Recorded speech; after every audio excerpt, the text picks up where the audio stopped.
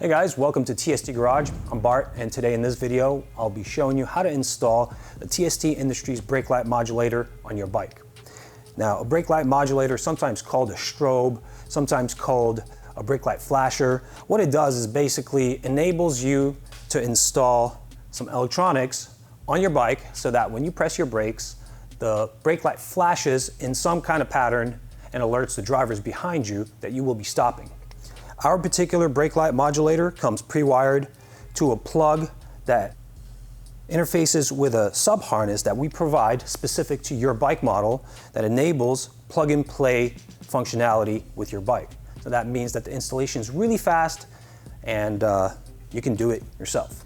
Now, the electronics inside, we do have the ability for you to program this unit to 3 different functions and then subsequently adjust the rate of the effect to your liking. Our first programmable mode is strobe alert. This mode will produce 9 flashes and then stay solid for the duration of the brake engagement. Second one is intermittent pulsar. Each cycle will flash 10 times and then pause, and then these cycles will repeat for the duration of the brake engagement. The last available option is pulsar, and this one just basically provides continuous flashing for the duration of the brake engagement. Now we will show you how to install this. It's really simple. And then after the installation chunk, I will show you in detail how to get inside here, how to program the different modes, and how to alter the rate of those different modes. We did think about the safety of such devices during the design phase. So we decided to design this in a way that it will be a pass-through component.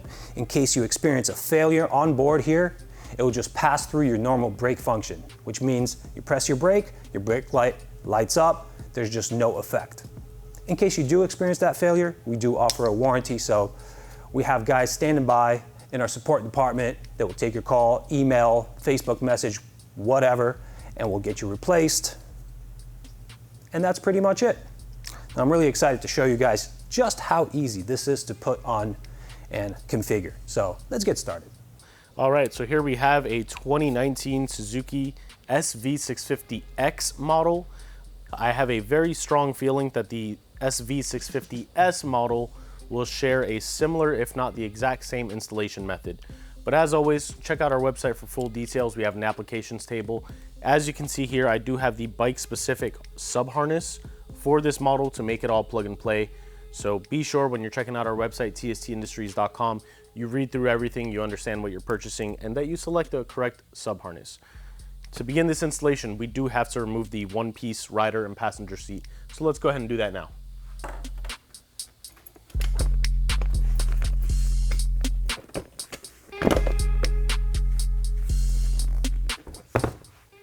All right, so the connection we want to be looking at is this 3-position connector towards the back of the bike and the rear subframe area.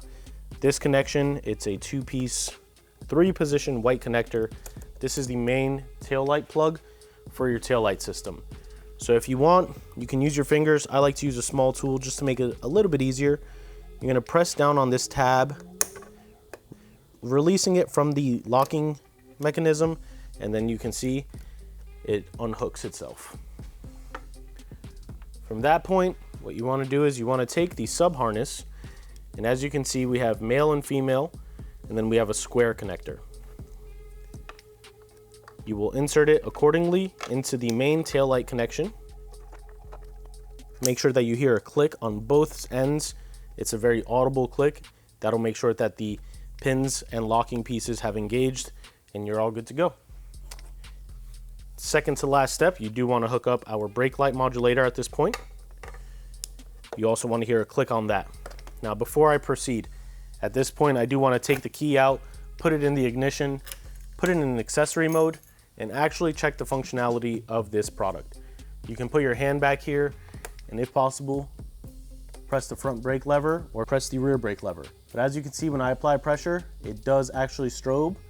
This is the constant strobe alert. It's set on. And at the end of this video, we will show you how to change and adjust the flash pattern, and speed. Now that we verified it does work and it's connected properly, we can power the bike off. And at this point, I will mention, we do include 2 zip ties with this kit. If you want to, which we recommend, you can route these cables accordingly, kind of tuck them down the side of this bike.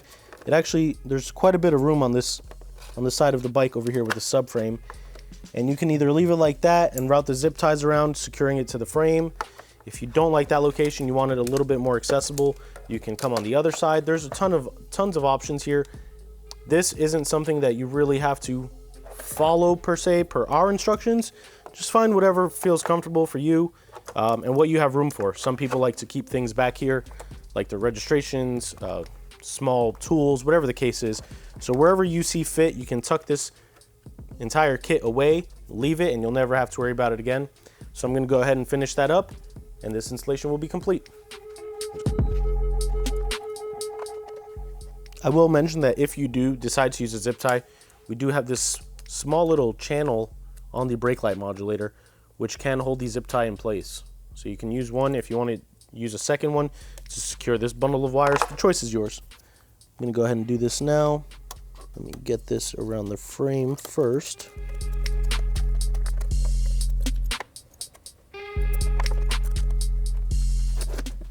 And then you want to just cut off the excess. And as you can see, that is now secured to the frame. It's in the locking channel on the brake light modulator, and you won't have to worry about things rattling around. At this point, if you want, you can take the second zip tie and secure these in a bundle together or to the frame. The choice is yours. I'm going to leave that as is, reinstall the seat.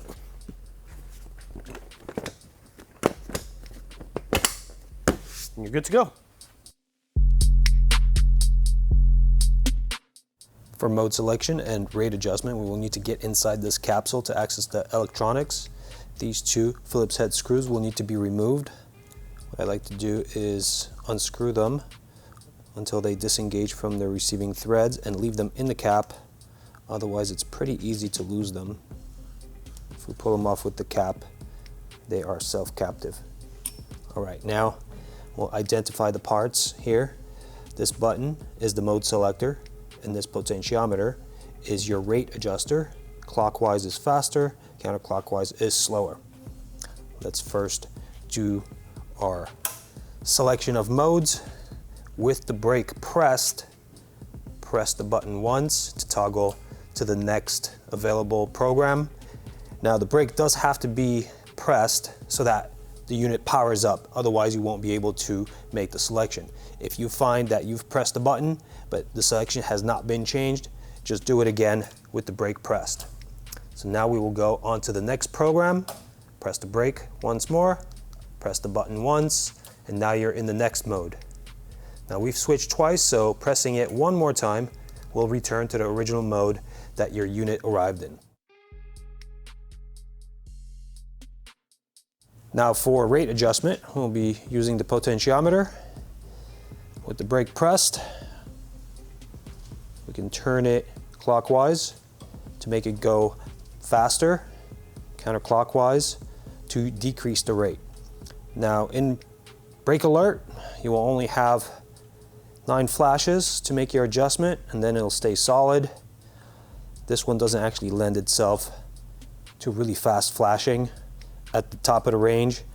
Bottom of the range is unusable, so I like to set it somewhere towards 3/4 to maybe 80% clockwise, and that does it for me. Now if we change to the next one, this one is pulsar, and this one just keeps on flashing, so I like to have it going pretty fast here. Choice is really up to you. If you want to explore the next mode, we have the intermittent pulsar. This one to me belongs somewhere close to the top of the range, makes it the most visible. But again, freedom means choice. The decision is ultimately up to you. Once you're done with your adjustment and you're where you want to be with all your modes and rates, replace the cap, turn the screws back in, and it really is just that simple. Replace your brake light modulator in the space that you decided to keep it, and you're good to go.